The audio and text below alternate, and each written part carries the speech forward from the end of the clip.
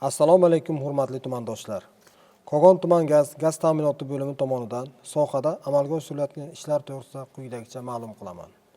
Kogon tuman gaz ta'minoti bo'limi tomonidan bugungi kunda 13022 ta aholi xonadonlariga tabiiy gaz va 3226 ta aholi iste'molchilariga esa suyultirilgan gaz yetkazib berilmoqda. 2025-26 yil kuz-qish mavsumi tayyorgarlik ishlari jarayonida Kogon tuman gaz ta'minoti bo'limi tomonidan quyidagi ishlar amalga oshirildi.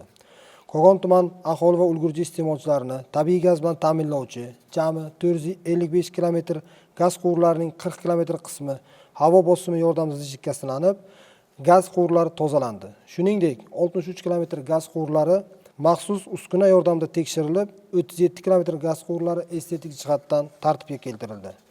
Kogon tuman Niyoz Hoji, Bahovuddin Naqshband va Sarayon mahalla fuqarolar yig'iniga boruvchi ma'nan eskirgan diametri 219 mm yer osti gaz quvurining 11 km qismi yer usti yo'li orqali qurilib, yangilandi va ishga tushirildi. Buning natijasida 6500 ga yaqin aholi xonadonlariga tabiiy gaz bosimi yaxshilandi.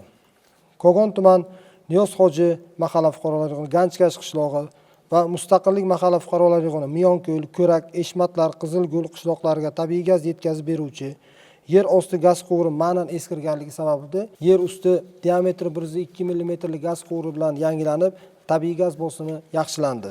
Shu bilan birga Niyoz Hoji mahalla fuqarolar yig'ini aholi xonadonlariga boruvchi yer osti o'rta bosimli gaz quvurining ma'nan eskirishi sababli 700 metr qismi diametri 102 mm gaz quvuri bilan yangilanib, gaz bosimi yaxshilandi.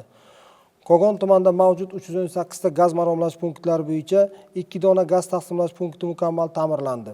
312 dona gaz maromlash punktlari taftish va reviziya qilindi. Tumandagi 725 ta aholi xonadonga tabiiy gaz yetkazib berish 3 bosqichli tizimdan 2 bosqichli tizimga o'tkazilib, gaz ta'minoti yaxshilandi.